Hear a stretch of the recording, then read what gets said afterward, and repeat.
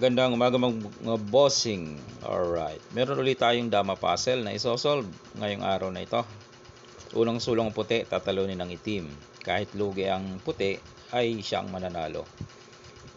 Ito po ay puzzle mga bossing. Sa mahilig lang, para lang sa mahilig sa puzzle. Ang purpose nito ay kung paano mo lang naman isolve ang ganitong mga sitwasyon sa larong dama, no? Hindi ito laro o huwag natin i-compare sa mga laro, no? Kasi ito puzzle. Ang purpose nga nito ay para maano ka, masanay ka, ma-stretch ang kaisipan mo paano mag-solve ng gantong mahihirap, no, na puzzle.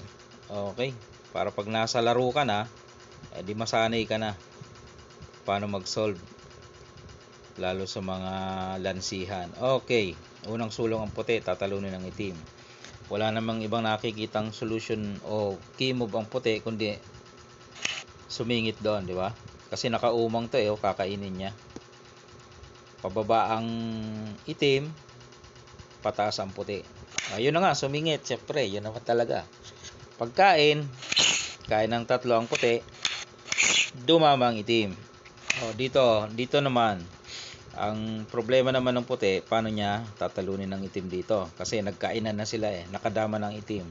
Kasi kung idadama niya, ito lang gagawin ng itim, matatalo pa dito ang puti.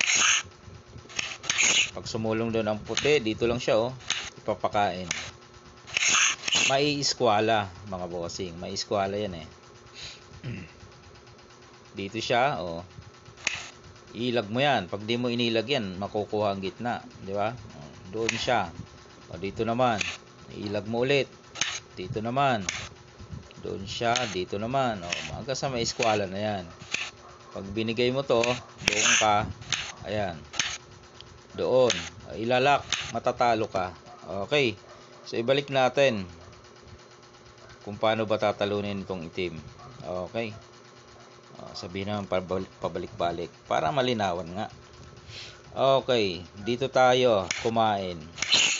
Kain ng tatlo, dumama. Okay, sa puntong ito mga boss, huwag mo muna idadama. Matatalo ka nga. Ito lang pakain ka dito, kain ng dalawa, yun, saka mo idama, yun ang timing doon. Kakain yung piyon niya, tama, pababa yan kakain. Ikaw naman, kakain ka, isagad mo sa dulo, boom, ayun, talo na. Nalak nasopocket na siya alangan naman umatras siya, bawal yun. Paganyan siya abante, ay may harang, paano pa siya abante?